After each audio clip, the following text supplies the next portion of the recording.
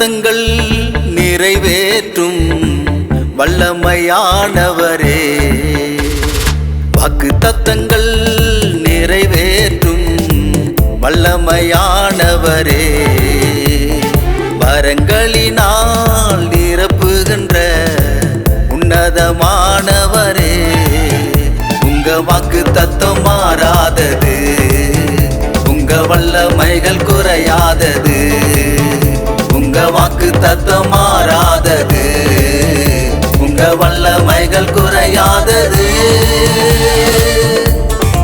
இந்த பாடல் அநேகர் மத்தியில் பரவ வேண்டும், அநேகர் ஊழியர்கள் வாயிலிருந்து இந்த பாடல்கள் பாடப்பட வேண்டும் என்பது என்னுடைய மனமார்ந்த வேண்டுகோள்.